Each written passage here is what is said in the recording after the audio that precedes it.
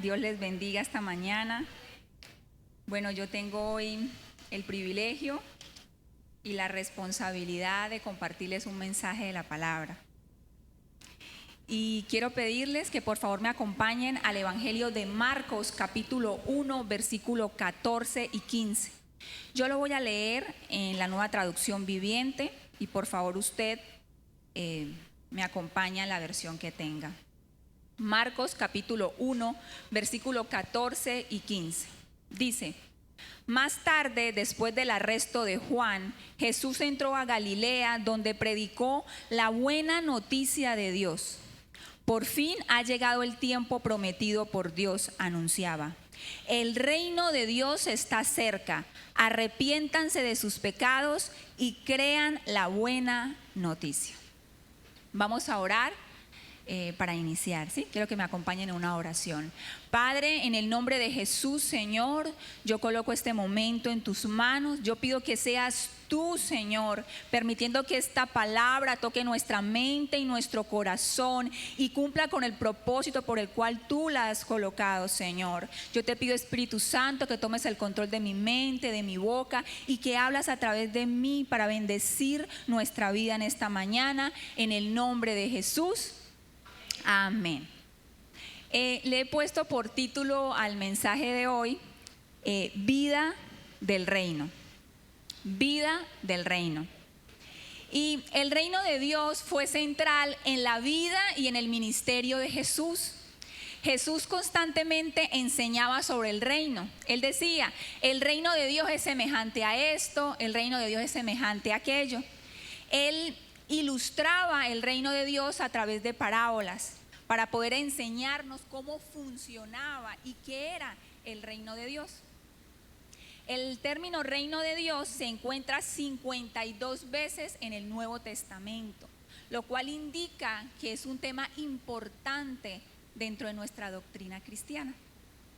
Ahora, en Lucas capítulo 4, versículo 43, Lucas capítulo 4, versículo 43, sigo leyendo la Nueva Traducción Viviente, dice: Él le respondió: debo predicar la buena noticia del reino de Dios también en otras ciudades, porque para eso fui enviado.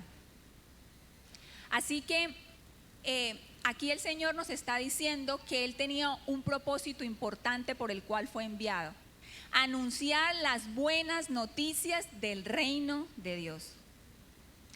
Y en su mensaje, leíamos ahorita en Marcos capítulo 1, 15, decía: arrepiéntanse porque el reino de Dios ha llegado. Y arrepentirse significa un cambio de vida. Arrepentirse significa dejar nuestra antigua manera de vivir y empezar a vivir la vida del reino de Dios. Pero, ¿qué caracteriza vivir en el reino de Dios? Acompáñenme por favor a Romanos capítulo 12, versículo 2. Romanos 12, 2. Dice: no imiten las conductas ni las costumbres de este mundo, más bien dejen que Dios los transforme en personas nuevas al cambiarles la manera de pensar. Entonces aprenderán a conocer la voluntad de Dios para ustedes, la cual es buena, agradable y perfecta. Vivimos inmersos en una sociedad que tiene sus costumbres y su cultura, y muchas veces determinan nuestra manera de vivir, nuestra manera de ser. Así que la primera característica de una vida del reino es la mentalidad del reino. La mentalidad del reino. Se cuenta la historia de un pastor que fue invitado a predicar a una playa nudista. Y él tenía un mensaje preparado y se puso a pensar cómo debería ir vestido para el contexto del lugar. Y después de pensarlo mucho, decidió que iba a ir desnudo. Cuando llegó al lugar, se dio cuenta que todos estaban muy bien vestidos. Así que le preguntó al líder que lo había invitado a predicar: ¿por qué todos están bien vestidos? Y el líder le dijo: pero es que venía un ministro de Dios a traer la palabra de Dios y todos nos hemos vestido para la ocasión. La mentalidad del reino es que usted y yo podamos entender quiénes somos en Dios. Que en cualquier contexto donde podamos estar, podamos comprender que hemos sido llamados por Dios, que somos hijos de Dios. Y allí podemos entender que a pesar de que nuestro pensamiento, nuestra mentalidad se va construyendo de acuerdo a nuestra crianza, de acuerdo a nuestra cultura en la casa, vamos construyendo pensamientos. Nos damos cuenta que cuando llegamos al reino es fundamental cambiar nuestra manera de pensar.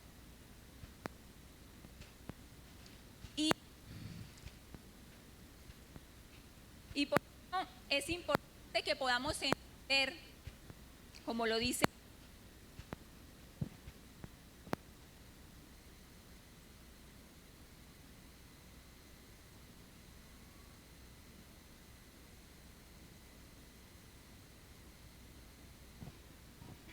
que podamos entender como dice en Filipenses 4:8.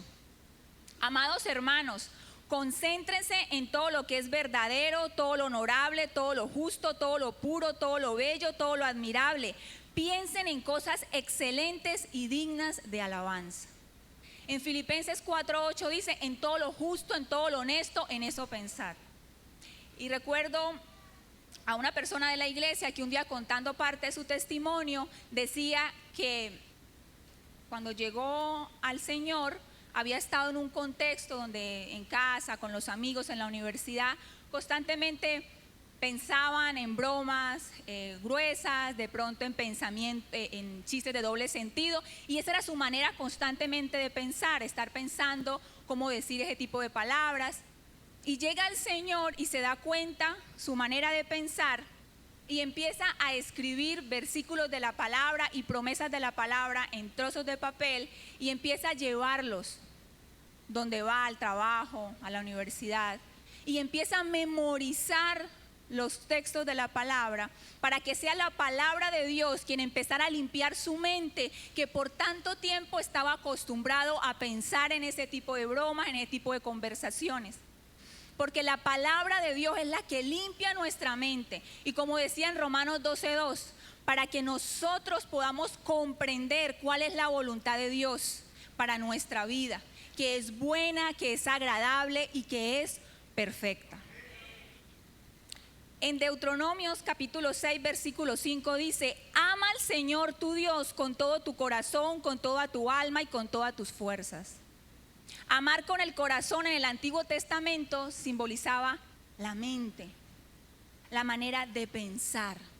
Cuando dice ama al Señor tu Dios con toda tu mente, significa que usted y yo ahora pensamos en Dios y nuestra mente está sujeta a la voluntad de Dios.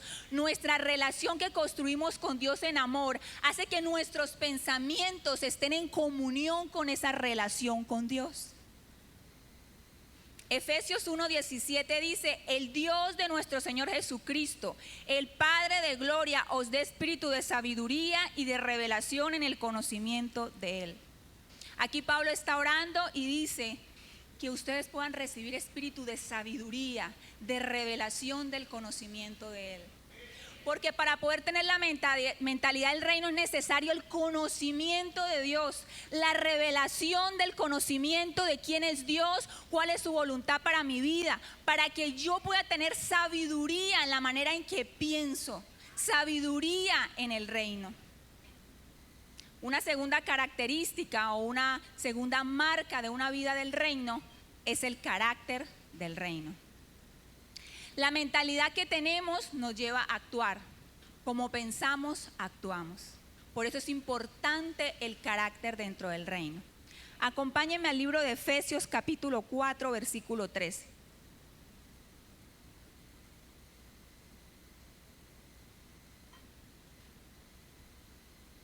Efesios 4, 13.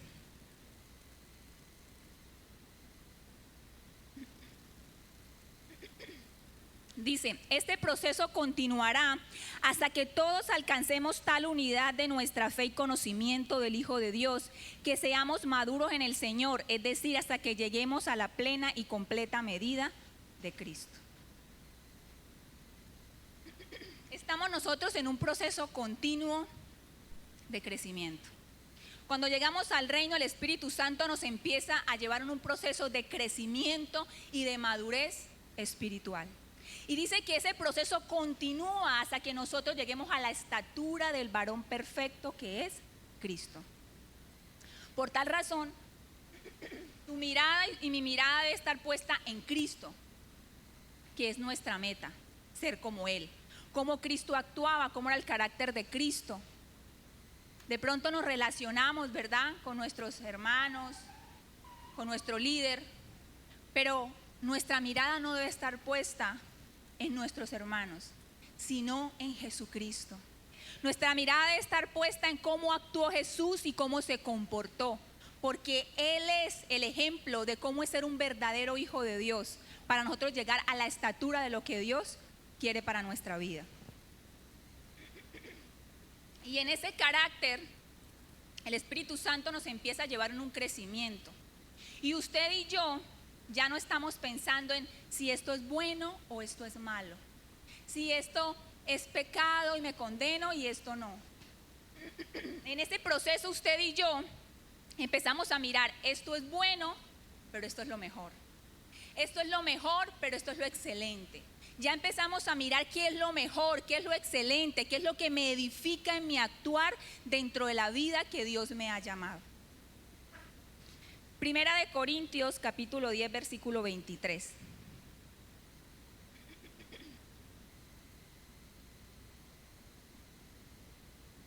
Primera de Corintios 10, 23 y 24. Ustedes dicen, se me permite hacer cualquier cosa, pero no todo les conviene. Dicen, se me permite hacer cualquier cosa, pero no todo trae beneficio. No se preocupen por su propio bien, sino por el bien de los demás. Aquí se nos está diciendo, Pablo, que todo me es lícito, mas no todo me conviene. Cuando usted y yo llegamos al Señor, tenemos una libertad en Cristo. Él nos perdona del pecado y nos hace libres de muchas cosas que antes practicábamos. De pronto algunas ideas religiosas que usted y yo practicábamos creyendo que eso nos acercaba a Dios. Supersticiones, costumbres de crianza, costumbres de cultura que usted y yo practicábamos o que vivíamos sujeto a ellos pensando que esa era la manera de poder acercarnos a Dios. Cuando conocemos a Cristo tenemos una libertad. Nos hace libres de todo ese tipo de ideas, de todo ese tipo de rituales, de todo ese tipo de cosas que practicábamos. Ahora somos libres. Cristo nos da una libertad superior, nos ha libertado de toda aquella construcción de vida que teníamos, pensando que así era la manera como agradábamos a Dios. Romanos capítulo 14, versículo del 1 al 3. Romanos 14, versículo del 1 al 3. Dice, acepten a los creyentes que son débiles en la fe y no discutan acerca de lo que ellos consideran bueno o malo. Por ejemplo, un creyente piensa que está bien comer de todo, pero otro creyente con una conciencia sensible come solo verduras. Los que se sienten libres para comer de todo no deben menospreciar a los que no sienten la misma libertad. Y los que no comen determinados alimentos no deben juzgar a los que sí lo comen, porque a esos hermanos Dios los ha aceptado. Continuemos en el versículo 14, Romanos 14, 14. Yo sé, y está hablando Pablo, y estoy convencido por la autoridad del Señor Jesús que ningún alimento en sí mismo está mal. Pero si alguien piensa que está mal comerlo, entonces para esta persona está mal. Si otro creyente se angustia por lo que tú comes, entonces no actúas con amor si lo comes. No permitas que lo que tú comas destruya a alguien por quien Cristo murió. Entonces no serás criticado por hacer algo que tú crees que es bueno. Pues el reino de Dios no se trata de que lo que comamos o bebamos, sino de llevar una vida de bondad, paz y alegría en el Espíritu. Porque el reino de Dios no se trata de lo que comamos o bebamos, sino de llevar una vida de bondad, paz y alegría en el Espíritu. Si tú sirves a Cristo con esa actitud, agradarás a Dios y también tendrás la aprobación de los demás. Por lo tanto, procuremos que haya armonía en la iglesia y tratemos de edificarnos los unos a los otros. No destruyas la obra de Dios a causa de lo que comes. Recuerda que todos los alimentos están permitidos. Lo malo es comer algo que haga tropezar a otro. Es mejor no comer carne ni beber vino ni hacer ninguna cosa que pudiera causar que otro creyente tropiece. Quiero contextualizar el texto y parafrasearlo. Para ello es importante entender el trasfondo judío de la alimentación. Ellos tenían prohibido comer cierto tipo de carnes. Por ejemplo, carne de un animal que se hubiese ahogado, carne de un animal que no se le hubiese desangrado la sangre, carne de cerdo, carne de conejo. Eran ciertas restricciones alimenticias que tenían los judíos. Pablo, quien ahora se había convertido al Señor, había sido judío desde niño y él no comía ese tipo de carnes, cumplía toda la ley, guardaba el día de reposo, era cumplidor de la ley. Cuando conoce a Jesucristo, entiende la libertad que ahora tiene en Cristo. Pero se encuentra en un momento de la iglesia en que judíos se convirtieron al cristianismo y gentiles se convirtieron al cristianismo. Y él lo que está diciendo, y lo podemos continuar la lectura en 1 Corintios 10:25, que él también trata este tema, y él dice: si voy a un lugar y me sirven carne, me invitan a comer, me sirven carne, estoy con mis hermanos allí compartiendo, no siento cargo de conciencia preguntar la procedencia de la carne, preguntar cómo mataron al animal y todo el proceso judío. Siente la libertad en Cristo de comer ese alimento. Ya no siente cargo de conciencia. Pero si llega un hermano, un judío, que es nuevo, él llama a un débil en la fe quizás, se sienta a comer, pero para él le genera cargo de conciencia y es pecado comer ese tipo de carne sin saber la procedencia.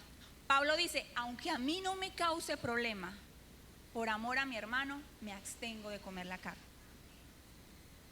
Un ejemplo contemporáneo. Usted está en la iglesia, conoce del Señor, le sirve al Señor, su vida ha cambiado después que conoce a Cristo. Y un día decide hacer una comida con su familia. Antes no comían juntos, todos discutían y ahora hay una armonía porque Cristo está en su casa y está con usted. Hace una comida allí y hay un hermano que ha llegado al Señor, se ha bautizado, ha empezado a servir con usted. Tienen una amistad, una hermandad. Y usted decide invitar a su amigo, a su hermano, a comer. Y están allí en la comida y usted decide que la bebida va a ser vino, una copa de vino. O va a ser un refajo, una bebida que contiene alcohol. Para usted eso no le genera cargo de conciencia. Usted se puede tomar esa copa de vino y no considera que esté pecando o que dañe su relación con Dios.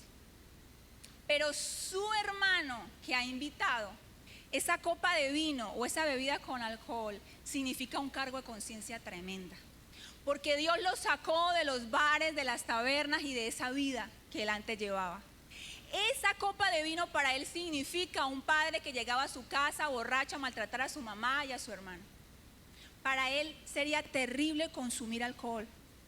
Aunque para usted eso no se considera un cargo de conciencia, por amor a su hermano usted se abstiene de tomar y prefiere consumir otra bebida.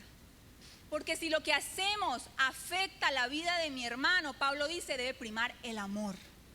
El amor es el que nos debe llevar a actuar. Ese es el carácter del reino. Dice él: ya no vivan para ustedes, decía en Corintios 10, 23 y 24. Ahora tenemos nosotros que mirar y procurar el bienestar del otro. Que como yo actúe no afecte a mi hermano. Que lo que yo haga, aunque para mí sea una circunstancia pasajera, y podemos llevarlo a cualquier contexto, para mí puede ser una circunstancia que no me afecta, pero si afecta la vida de mi hermano o es tropiezo para mi hermano, yo debo abstenerme. Eso es lo que está diciendo el apóstol. Porque para el cristiano, para nosotros, debe primar el amor. La norma principal de nosotros debe ser el amor, dice Pablo. Y con base al amor yo actúo. Y con base al amor yo debo vivir y actuar conforme a lo que Dios nos ha llamado. Nos ha llamado a una libertad en el amor. Deuteronomios capítulo 6, versículo 5 dice: ama al Señor tu Dios con toda tu alma. Y amar con toda tu alma significa lo que yo deseo, lo que yo anhelo. Entonces amar a Dios con toda mi alma es que mis deseos, mis anhelos están sujetos a la voluntad de Dios. Yo anhelo esto, yo deseo aquello, pero ¿cuál es la voluntad de Dios? Ahora no pienso en sí mismo, ahora mi relación de amor con Dios me lleva a que mis deseos que me llevan a actuar puedan estar alineados con la voluntad de Dios. No le asignemos más valor a cualquier circunstancia que el valor que Cristo le asignó a su hermano. Esa debe ser nuestra norma y nuestro carácter dentro del reino. En el libro El impacto de la santidad de Luciano Cibará, él dice: la secularidad, modas, tendencias, costumbres, la secularidad llega hasta donde quebrante mi santidad, mi relación con Dios. En el proceso de crecimiento que nos lleva al Espíritu Santo, Él nos apunta a una vida de santidad, que es una vida apartada para Dios, donde tengo una relación con Dios y pienso y actúo en Dios. Entonces, cuando cualquier cultura, moda, tendencia afecta mi santidad, mi relación con Dios, hasta ahí debe llegar. Porque la santidad es la expresión de la excelencia en el carácter del cristiano. Una frase célebre de Martín Lutero decía: el cristiano es el más libre de todos los hombres, no está sujeto a nadie. Al mismo tiempo, el cristiano es el siervo más obediente de todos los hombres, es sujeto a todos. Primera de Pedro, capítulo 2, versículo 16, por favor me acompañan. Primera de Pedro 2, 16. Pues ustedes son libres, pero a la vez son esclavos de Dios. Así que no usen su libertad como una excusa para hacer el mal. Todo me es lícito, mas no todo me conviene. Y en el carácter del reino yo debo mirar qué edifica mi vida, qué edifica mi relación con Dios y qué edifica al cuerpo de Cristo en el cual pertenecemos. Porque para Dios prima la armonía y la paz de los unos con los otros, que mi actuar también bendiga a mi hermano. Ya no pensamos de manera egoísta: yo quiero, a mí me parece, yo lo voy a hacer. Ahora actuamos de la norma de Dios. Y si Dios establece algo en su norma, en su palabra, así cualquiera diga que eso no es correcto, yo estoy sujeto a la palabra de Dios. Y el amor siempre debe ser la norma principal del cristiano. Un tercer característica de una vida del reino es el servicio del reino. El servicio del reino. Deuteronomios capítulo 6, versículo 5 dice: ama al Señor tu Dios con todas tus fuerzas. Ese intenso amor de servir a Dios es entregarle todas mis habilidades, todas mis capacidades, todas mis fuerzas al servicio de su obra, de su propósito. El servir es parte fundamental de una vida dentro del reino. Primera de Pedro capítulo 4, versículo 10 dice: Primera de Pedro 4:10. Dios, de su gran variedad de dones espirituales, le ha dado a cada uno de ustedes, le ha dado uno a cada uno de ustedes. Úsenlo bien para servirse los unos a los otros.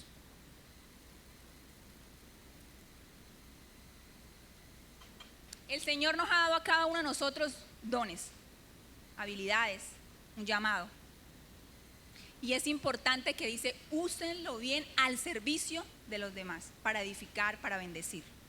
Dentro del servicio hay unos aspectos importantes. Uno de ellos es conocer que Dios quiere que sirvamos, porque servir hace parte o es una marca fundamental dentro de la vida del reino. Y yo recuerdo cuando llegué a la iglesia y la primera vez que serví, me dijeron que necesitaban una maestra en un grupo bíblico en Sevilla. Y yo llegué y sí, yo acepto el trabajo, yo acepto el servicio, yo voy. Y cuando empecé a ir, yo no tenía ni idea dónde quedaba Sevilla. Y Sevilla quedaba lejos de Prados.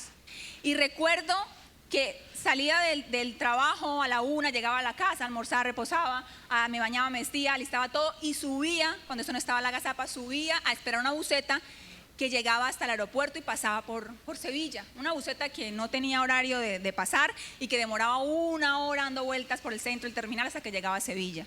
Llegar allá, saludar a la anfitriona, subir a buscar a los niños. Y recuerdo que en ese grupo bíblico lo dirigía el hermano Carlos Silva y la hermana Ana.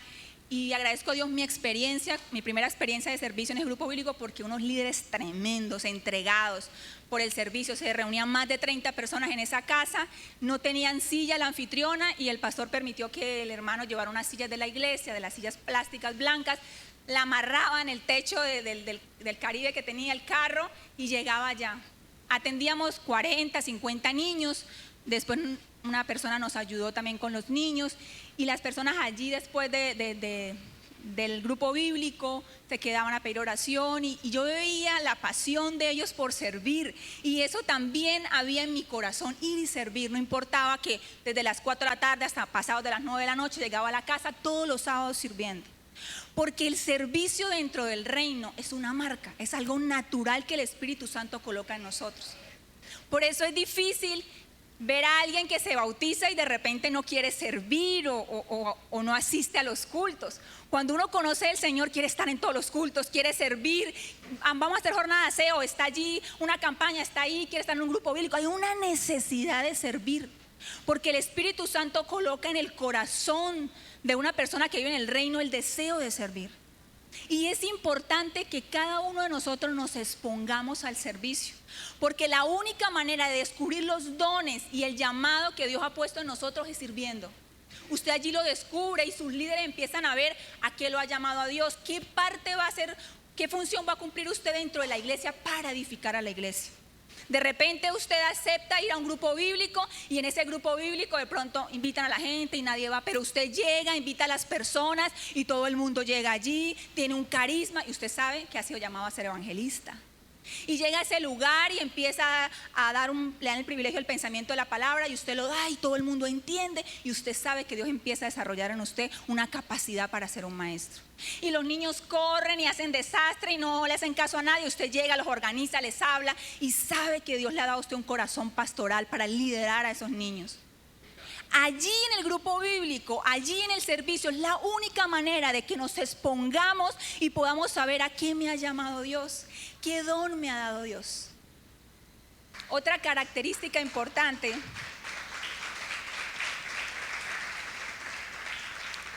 Otro aspecto importante dentro del servicio es la responsabilidad que tenemos. En 1 Timoteo 3, del 1 al 15, usted lo puede ir revisando. Pablo le habla a Timoteo y le da unas instrucciones para todas aquellas personas que van a liderar dentro de la iglesia. Y va en 2 vías. Por un lado le dice a Timoteo, que es un pastor, observa a quién vas a colocar. Mira su testimonio, porque si no sabe dirigir su casa, no va a saber dirigir la iglesia. Y no vayas a colocar a una persona nueva, no sea, déale un tiempo para que puedas observar su crecimiento, su testimonio, no sea que esa persona sea una mentirosa o sea un avaro y termine dañando la iglesia y causándote un problema.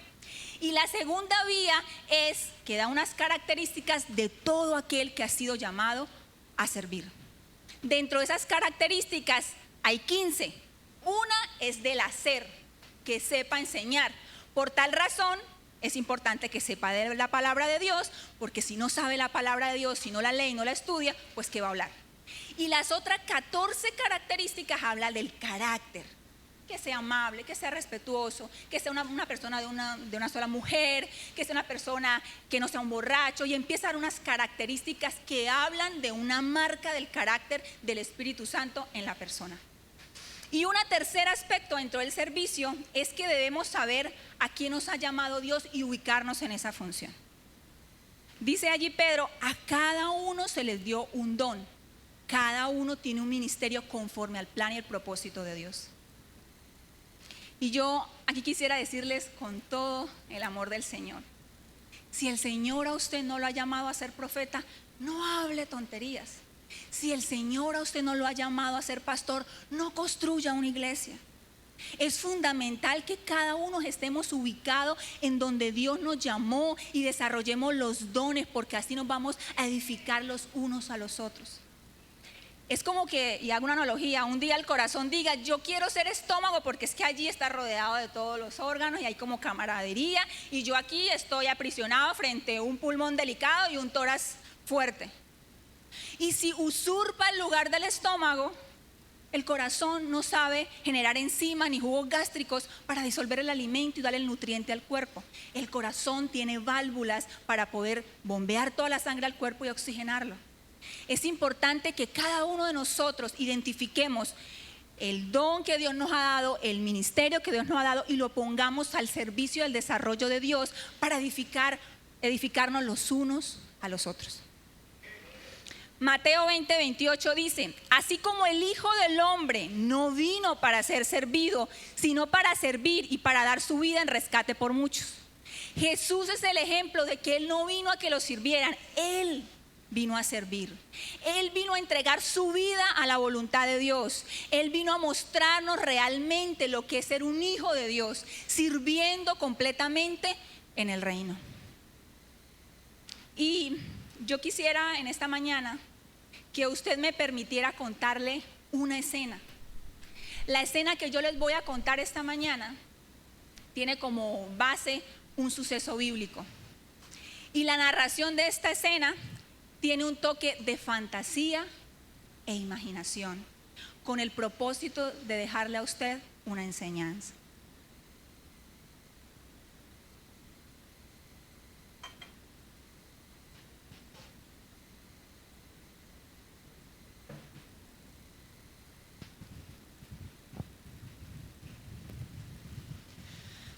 Aquí estoy sentado en mi barca.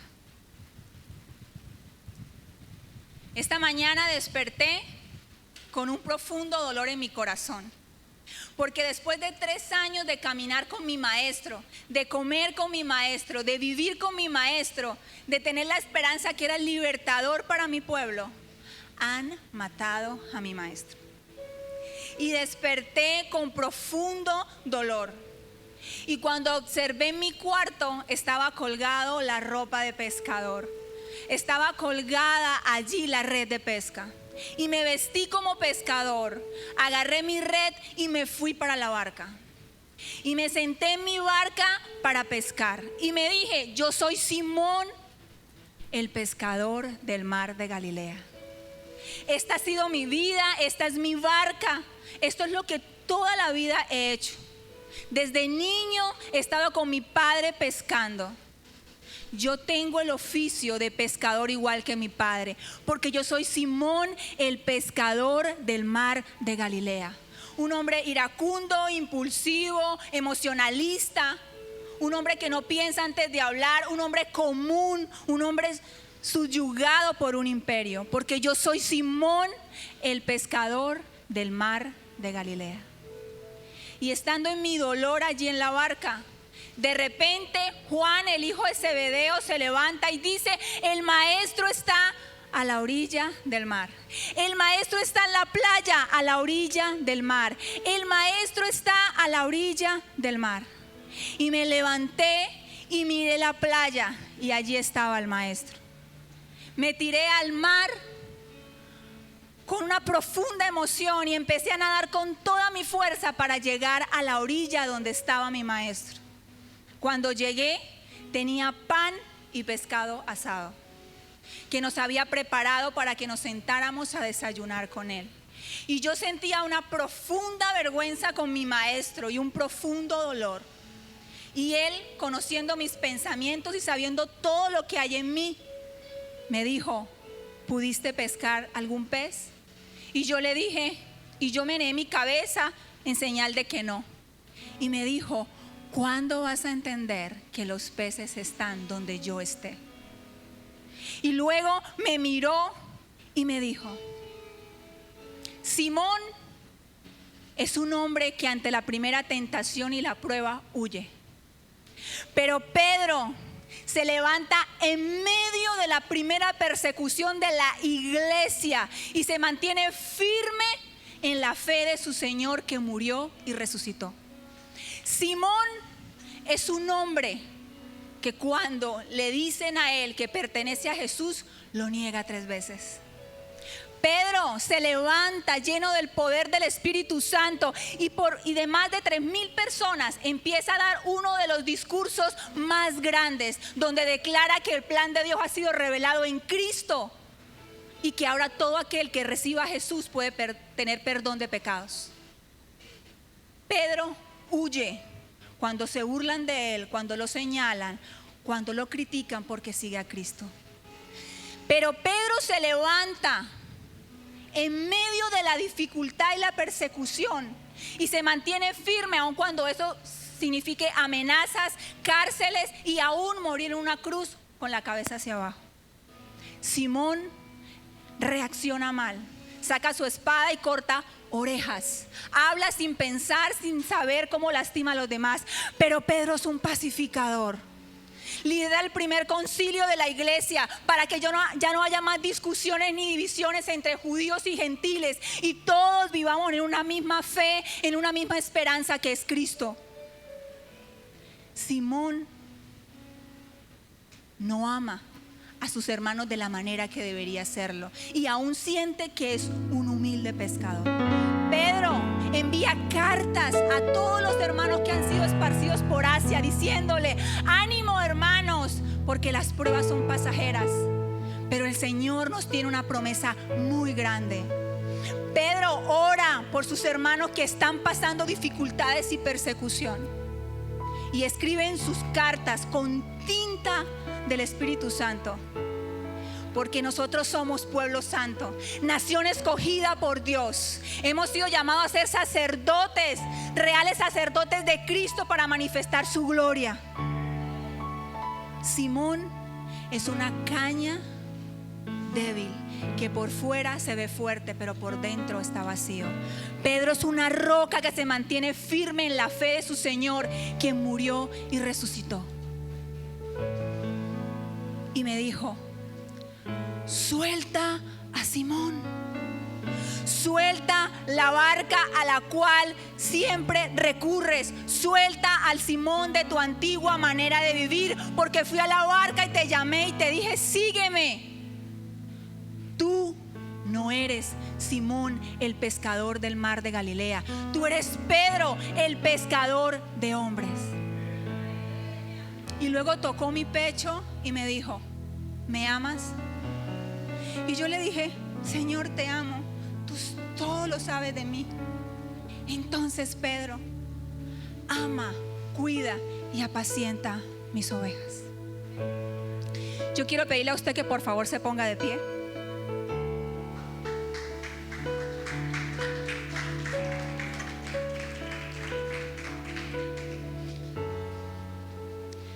Suelta la barca.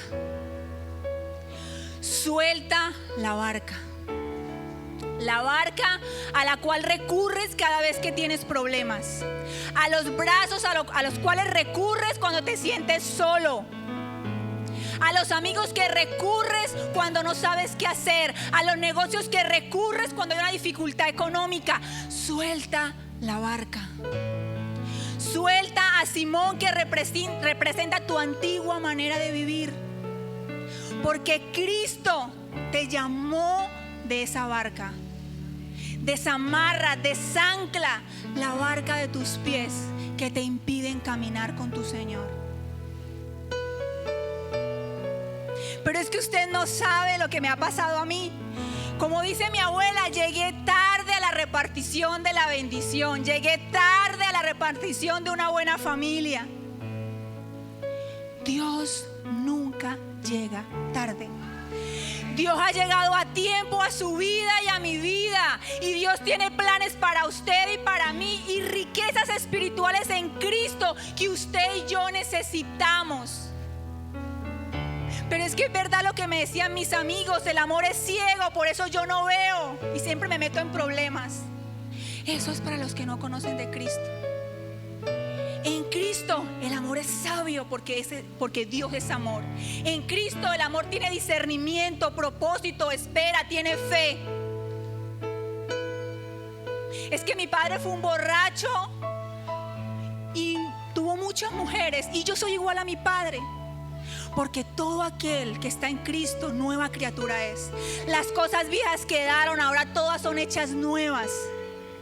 Y su Señor, nuestro Señor, Cristo, en el que ahora habitamos, ama y se ha comprometido con una sola, su iglesia, su novia, su amada. Y usted y yo amamos como Cristo, nos comprometemos como Cristo, somos fieles como Cristo. Pero es que a mí me dejó mi mamá y mi papá, a mí nadie me quiere, a mí me despreciaron, yo no puedo amar, yo no puedo perdonar, yo no soy feliz. Aunque mi padre y mi madre me dejasen y todos me dejasen, Jehová se levantará conmigo, se levantará por mí, me recogerá, y su amor sana mis heridas, y el gozo del Señor me da fuerza y felicidad. En Cristo tenemos una nueva vida.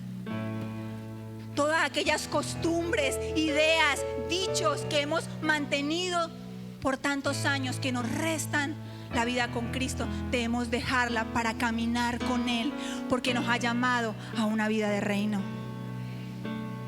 Quiero terminar con Efesios 4:17. Efesios 4:17. Con la autoridad del Señor digo lo siguiente: ya no vivan como los que no conocen a Dios, porque ellos están irremediablemente confundidos. Tienen la mente llena de oscuridad, vagan lejos de la vida que Dios ofrece, porque cerraron la mente y endurecieron el corazón hacia Él. Han perdido la vergüenza, viven para los placeres sensuales y practican con gusto toda clase de impureza. Por eso no es lo que ustedes aprendieron de Cristo. Ya que han oído sobre Jesús y han conocido la verdad que procede de Él, desháganse de su vieja naturaleza pecaminosa y de su antigua manera de vivir que está corrompida por la sensualidad y el engaño. En cambio, dejen que el Espíritu les renueva los pensamientos y las actitudes. Pongan la nueva naturaleza creada para ser a la semejanza de Dios, que es verdadero, justo y santo. Vamos a orar. Vamos a pedirle a Dios esta mañana que nos renueva, que renueve nuestra mente y nuestros pensamientos, que sane nuestras heridas y que usted y yo al salir de acá entendamos que vivimos en el reino, una nueva vida, una nueva mentalidad, un nuevo carácter, un deseo de servir a Dios. Porque hemos sido llamados a vivir el mayor y más grande mandamiento: amar a Dios con toda nuestra mente, con todo nuestro corazón y con todas nuestras fuerzas. Padre, en el nombre de Jesús, Señor, en esta mañana te doy gracias, Dios, por tu palabra.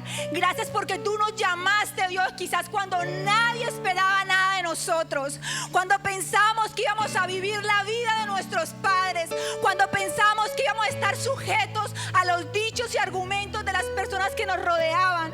Pero tú nos llamaste, fuiste hasta nuestro lugar, a nuestra casa, y nos diste un nuevo nombre, una nueva identidad, Señor. Gracias por amarnos con amor verdadero, con amor de Jesucristo, Señor. Tú nos haces libre ahora para que vivamos la libertad en el Espíritu Santo. Y yo te pido, Espíritu Santo, que en esta noche limpies nuestro corazón y nuestra mente, nos libertes de todo aquello que nos ata y nos resta en el caminar de victoria que tú tienes para nosotros. Que tu Espíritu Santo, a través de tu palabra, entres a nuestra mente y a nuestro corazón y nos des identidad de hijos de Dios. Que podamos pensar como hijos de Dios, que podamos actuar como hijos de Dios, que podamos servir como hijos de Dios, y que nosotros podamos ser testimonio al mundo que Cristo nos ha llamado y se ha encontrado con nosotros, que ahora somos hijos del Rey, una vida superior, una vida que trasciende la muerte, Señor. En esta mañana bendigo a todos mis hermanos, mis amigos y la familia que ellos representan, Señor. Gracias por tu palabra, en el nombre de Jesús. Amén.